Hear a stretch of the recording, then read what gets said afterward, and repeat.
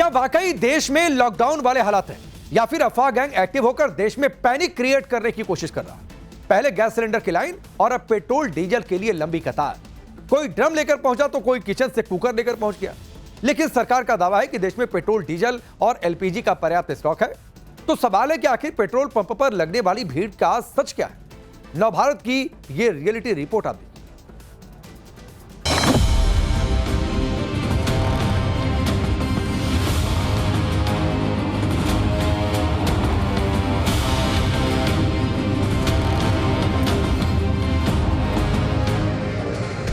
कहीं pressure cooker में diesel तो कहीं दूध और पानी के डिब्बे में तेल। क्या वाकई देश में धड़ल्ले से चल रहा कालाबाजारी का खेल? देखिए, गुजरात से लेकर महाराष्ट्र और कर्नाटक से लेकर तेलंगाना तक कहीं 1 किलोमीटर लंबी लाइन तो कहीं 2 किलोमीटर लंबी। जितनी तस्वीरें देखेंगे पैनिक उतना ही ज्यादा दिखता जाएगा। मिडिल ईस्ट की जंग के बीच तेल गैस का संकट और उस संकट के बीच क्या वाकई देश में लॉकडाउन वाला डर सताने लगा है? सोशल मीडिया पर फैली अफवाह खौफ में बदलने लगी। लोग सोचने पर मजबूर हो गए। सोशल मीडिया पर हैशटैग पेट्रोल और हैशटैग पैनिक बाइंग के नाम से खबर फैली तो पेट्रोल पंपों पर लाइन लंबी होती चली गई, जिसको लेकर टाइम्स नाउ नवभारत ने ऑल इंडिया पड़ताल की। आज हम अपनी रियलिटी रिपोर्ट में हर एक अफवाह का पूरा सच देश के सामने रखेंगे। आपको रियल टाइम सिचुएशन की जानकारी देंगे। सबसे पहले जानिए कि इस वक्त वो कौन कौन सी अफवाह है जिसकी वजह से पैनिक बटन दबा हुआ है।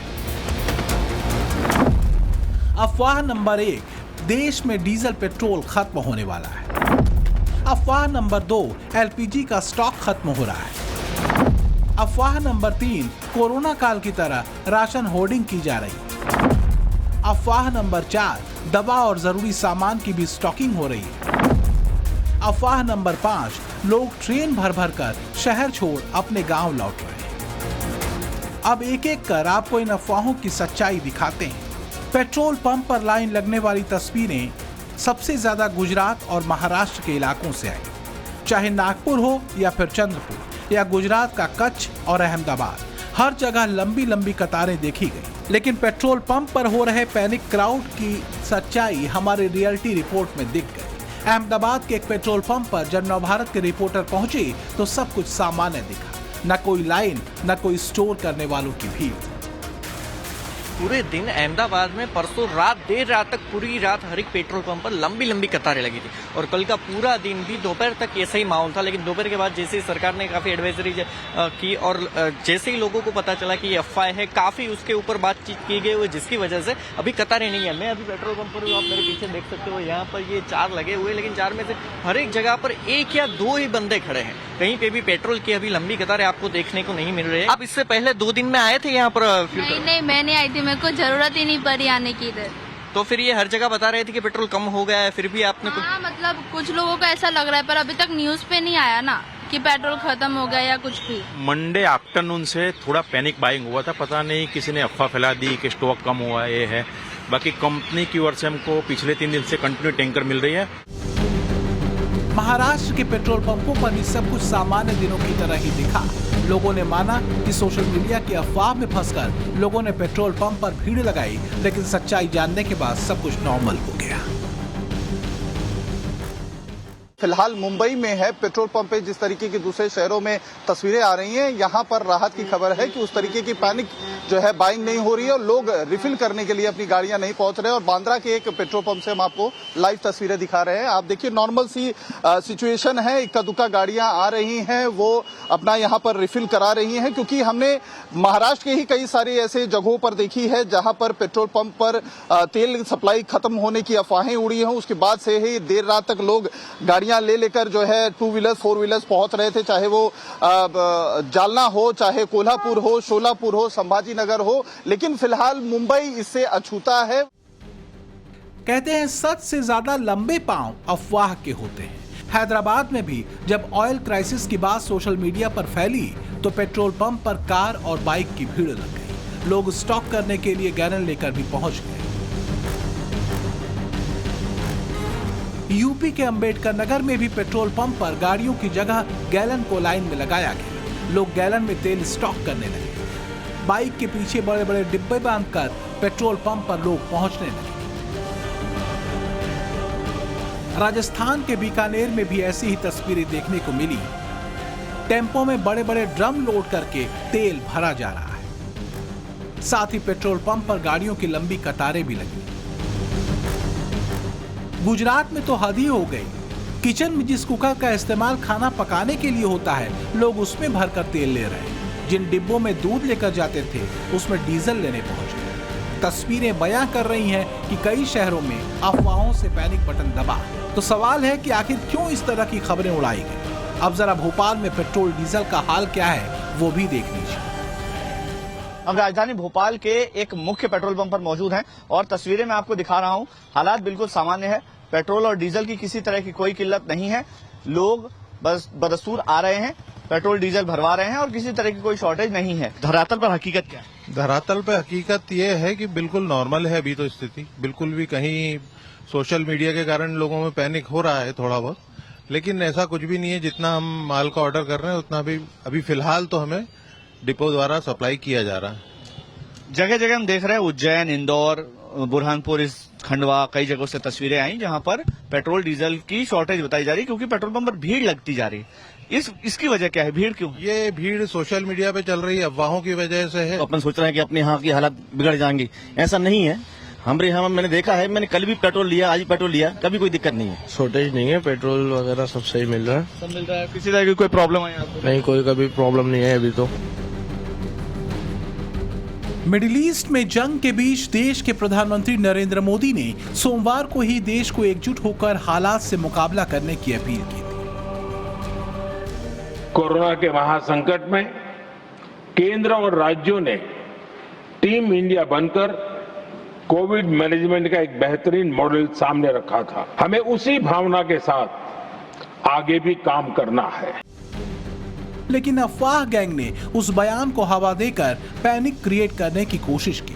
हालांकि अफवाह के कारण जो तस्वीरें सामने आई, उसके बाद पेट्रोलियम मंत्रालय की तरफ से दावा किया गया और लोगों को आश्वस्त किया गया कि देश में डीजल पेट्रोल की कोई कमी नहीं है। मैं देशवासियों को विश्वास दिलाना चाहती हूं कि हमारे पास पेट्रोल और डीजल पर्याप्त मात्रा में उपलब्ध है।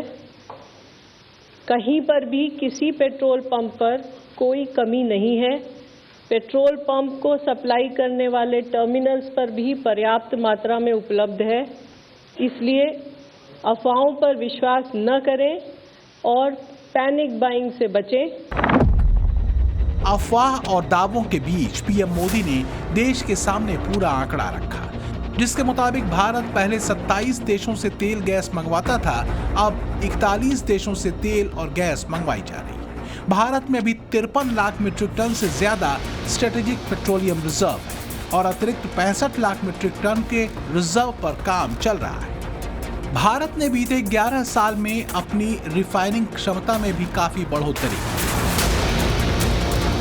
अब अगले पॉइंट यानी अगली अफवाह की सच्चाई जानते हैं। बीते कुछ दिनों से गैस सिलेंडर की लाइनें पूरे देश में देखी जा रही हैं। खाड़ी देशों में युद्ध के कारण स्ट्रेट ऑफ हॉर्मुज के बंद होने से एलपीजी की सप्लाई बाधित हुई, जिसकी वजह से गैस संकट जैसे हालात बन गए। हालांकि सरकार की तरफ से बुकिंग गाइडलाइंस जारी की गई ताकि जरूरत और प्राथमिकता के हिसाब से गैस की सप्लाई लोगों को मिलती रहे। लेकिन अफवाह गैंग ने यह हवा उड़ा दी कि अब सिलेंडर बुकिंग की टाइमलाइन शहरों में 25 की जगह 35 दिन कर दी गई, जिसका मकसद पैनिक बुकिंग जैसी सिचुएशन फिर से क्रिएट करना था। लेकिन पेट्रोलियम मंत्रालय ने अपने स्टेटमेंट में इस डाउट को क्लियर करते हुए लिखा कि गैस बुकिंग को लेकर जो खबरें सोशल मीडिया पर फैलाई या चलाई जा रही हैं, वो गलत है। एलपीजी रिफिल बुकिंग नियमों में कोई बदलाव नहीं हुआ है। शहरों में रिफिल बुकिंग गैप 25 दिन और ग्रामीण क्षेत्रों में 45 दिन ही है, जैसा कि पहले हुआ करता था। गैस की समस्या से निपटने के लिए सरकार कई स्टेप्स ले रही है। मसलन घरेलू सप्लाई में एलपीजी की जगह पीएनजी कनेक्शन पर जोर दिया जा रहा है। नए पीएनजी कनेक्शन पर 500 रुपए तक की फ्री गैस और सिक्योरिटी चार्ज में राहत का ऑफर दिया गया है। दिल्ली सरकार ने पीएनजी के काम के लिए 24/7 काम करने की परमिशन दी है। पिछले 25 दिनों में 2.5 लाख नए पीएनजी कनेक्शन दिए गए हैं। घरेलू पीएनजी कनेक्शन भी भारत सरकार की प्रायोरिटी में सबसे ऊपर है और वहां पर 100% पीएनजी सप्लाई दी जा रही है। इसी तरह ट्रांसपोर्ट के लिए यूज होने वाली सीएनजी की मात्रा भी 100% कंज्यूमर को उपलब्ध कराई जा रही है। आप लोगों के माध्यम से मैंने पहले भी बताया है कि पीएनजी एक्सपेंशन पर भारत सरकार का जोर है और इसीलिए इसी क्रम में कई सारे स्टेप्स भी लिए गए हैं। ऑयल गैस के बाद ये भी अफवाह फैलाई गई कि देश में राशन की होर्डिंग हो रही है, इसलिए ग्रोसरी स्टोर पर भीड़ बढ़ने लगी। साथ ही कीमतें बढ़ने की अफवाह को भी हवा दी गई, लेकिन भोपाल से लेकर दिल्ली तक जब रियलिटी चेक किया गया तो ऐसी खबर बिल्कुल भी सामने नहीं आई। ये हम एमपी नगर में इस समय मौजूद हैं और यहाँ पर जो स्टोर है उनके संचालक से भी बात करेंगे। सर, सोशल मीडिया पर बहुत तरह की चीजें चल रही हैं, काजू बादाम से लेके चावल से लेके तमाम जो प्रोडक्ट्स हैं उनकी, किसी तरह की कोई परेशानी या शॉर्टेज अभी तक?